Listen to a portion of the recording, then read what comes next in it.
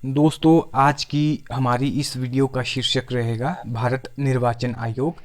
इसमें हम जानने की कोशिश करेंगे कि निर्वाचन आयोग क्या है, इसके क्या कार्य हैं, इसकी पृष्ठभूमि क्या है, इससे संबंधित संविधान में कौन कौन से अनुच्छेद है, इसकी संरचना किस प्रकार की होती है और साथ ही इससे संबंधित हम 5 MCQs भी डिस्कस करेंगे।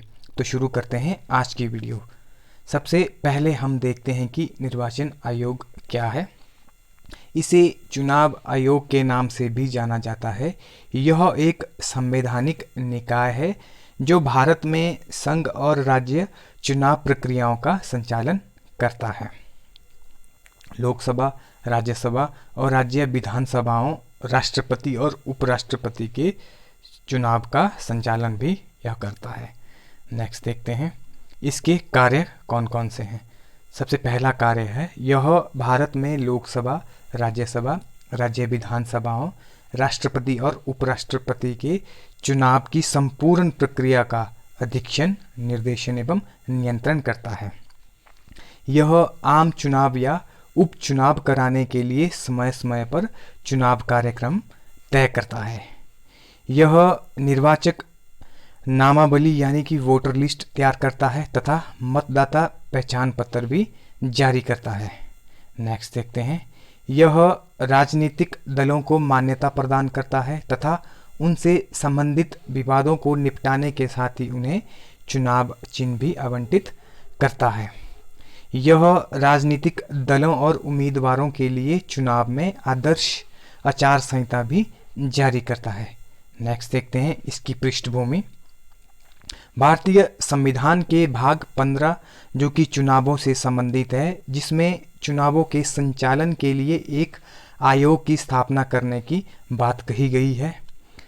चुनाव आयोग की स्थापना 25 जनवरी 1950 को संविधान के अनुसार की गई थी। भारतीय संविधान के अनुच्छेद 324 से लेकर 329 तक चुनाव आयोग और सदस्यों की शक्तियों, कार्य, कार्यकाल, पात्रता आदि से संबंधित है। अब हम इससे संबंधित अनुच्छेदों को विस्तार पूर्वक समझने की कोशिश करते हैं। इसका जो अनुच्छेद 324 है, यह हमें बताता है कि चुनाव आयोग में चुनावों के लिए निहित दायित्व जो कि अधीक्षण है, निर्देशन है और नियंत्रण है। अनुच्छेद 325 के तहत किसी व्यक्ति को धर्म, मूल वंश, जाति, लिंग आदि के आधार पर निर्वाचक नामावली में सम्मिलित होने से वंचित नहीं किया जाएगा। अनुच्छेद 326 के अनुसार लोकसभा और विधानसभाओं का चुनाव वयस्क मताधिकार के आधार पर होगा। बता दें कि सार्वभौमिक वयस्क मताधिकार, मूल संविधान में वयस्कता की जो आयु थी वह 21 वर्ष थी, लेकिन 61 में संवैधानिक संशोधन 1989 द्वारा इसे 18 वर्ष तय किया गया। पी नल्लापंथी केस 1984 में न्यायालय ने कहा कि मताधिकार मूल अधिकार नहीं है, यह एक प्रकार का सांविधिक अधिकार है। अनुच्छेद 327 के तहत संसद प्रत्येक सदन के लिए और राज्य विधानमंडलों के लिए निर्वाचन संबंधी विधि बना सकती है। अनुच्छेद 328 के तहत निर्वाचन मामलों में न्यायपालिका का हस्तक्षेप नहीं होगा। अब हम इसकी संरचना के ऊपर डिस्कस करेंगे। मूलतः संविधान में एक चुनाव आयुक्त का प्रावधान था, लेकिन 16 अक्टूबर 1989 में इसे 3 सदस्यीय बना दिया गया। कुछ समय के लिए इसे फिर 1 सदस्यीय बनाया गया, लेकिन 1 अक्टूबर 1993 के बाद इसे 3 सदस्यीय आयोग बनाया गया, जिसमें एक मुख्य चुनाव आयुक्त तथा 2 चुनाव आयुक्तों का प्रावधान किया गया। इसका सचिवालय नई दिल्ली में स्थित है। मुख्य चुनाव आयुक्त तथा चुनाव आयुक्तों की नियुक्ति राष्ट्रपति द्वारा की जाती है। इनका कार्यकाल 6 वर्ष या 65 वर्ष की आयु या जो इनमें पहले आता है, और इन्हें पद से हटाए जाने की प्रक्रिया संसद द्वारा सर्वोच्च न्यायालय के न्यायाधीश को हटाने की प्रक्रिया के समान होती है। नेक्स्ट देखते हैं, अब इससे संबंधित MCQs डिस्कस कर लेते हैं। पहला प्रश्न है, निर्वाचन आयोग के बारे में कौन सा कथन सही नहीं है। पहला कथन है यह एक स्थायी और स्वतंत्र निकाय है। दूसरा कथन है इसे राष्ट्रपति, उपराष्ट्रपति और नगर निगमों के चुनाव कराने पड़ते हैं। तीसरा कथन है संविधान के अनुच्छेद 324 में चुनाव आयोग से संबंधित उपबंध दिए गए हैं। और चौथा कथन है यह एक अखिल भारतीय संस्था है। तो इसका उत्तर रहेगा ऑप्शन बी, यानी कि इसे राष्ट्रपति, उपराष्ट्रपति और नगर निगमों के चुनाव कराने पड़ते हैं। यह कथन गलत है और बाकी ठीक है। इसकी व्याख्या देख लेते हैं। नगर निगमों के चुनाव कराने का काम निर्वाचन आयोग के दायरे में नहीं आता है। नेक्स्ट देखते हैं, निर्वाचन आयोग में कुल कितने पदाधिकारी हैं या फिर होते हैं। हमारे पास पहला ऑप्शन है 3, दूसरा है 4, तीसरा है 5 और चौथा है 6। तो इसका सही उत्तर रहेगा ऑप्शन नंबर ए, यानी कि 3 पदाधिकारी होते हैं।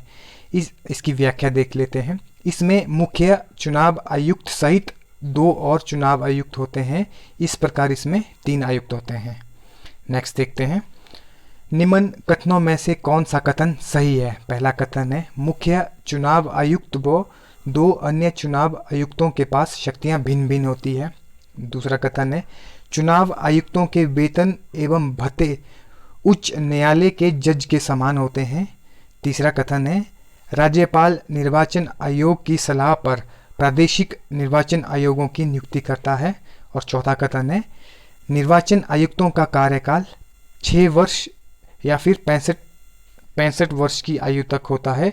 तो इसका सही उत्तर रहेगा ऑप्शन नंबर डी, यानी कि निर्वाचन आयुक्तों का कार्यकाल 6 साल या 65 वर्ष की तक का होता है। तो यह कथन बिल्कुल सत्य है, बाकी जो कथन गलत है। नेक्स्ट क्वेश्चन देखते हैं, मुख्य निर्वाचन आयुक्त को हटाने के लिए किस प्रकार की प्रक्रिया का पालना किया जाना चाहिए। तो पहला कथन है जैसा उच्च न्यायालय के मुख्य न्यायाधीश को हटाने के लिए की जाती है, या फिर जैसी सर्वोच्च न्यायालय के मुख्य न्यायाधीश को हटाने के लिए की जाती है, या फिर लोकसभा में प्रस्ताव पारित करके, या फिर निम्न में से कोई नहीं। तो इसका सही उत्तर रहेगा ऑप्शन नंबर बी, यानी कि जैसा सर्वोच्च न्यायालय के मुख्य न्यायाधीश को हटाने की प्रक्रिया होती है उस प्रकार से मुख्य निर्वाचन आयुक्त को उसके पद से हटाया जा सकता है। तो इसका सही उत्तर रहेगा ऑप्शन नंबर बी।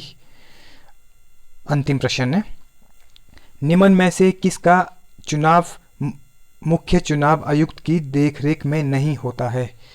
तो इसमें पहला ऑप्शन है विधानसभा, दूसरा है उपराष्ट्रपति, तीसरा है ग्राम पंचायत और चौथा है राष्ट्रपति। तो इसका सही उत्तर रहेगा ऑप्शन नंबर सी, यानी कि ग्राम पंचायत का चुनाव मुख्य चुनाव आयुक्त की देखरेख में नहीं होता है। इसकी व्याख्या देख लेते हैं। ग्राम पंचायत का चुनाव राज्य निर्वाचन आयोग की देखरेख में होता है, ना कि भारत निर्वाचन आयोग की देखरेख में। Thank you.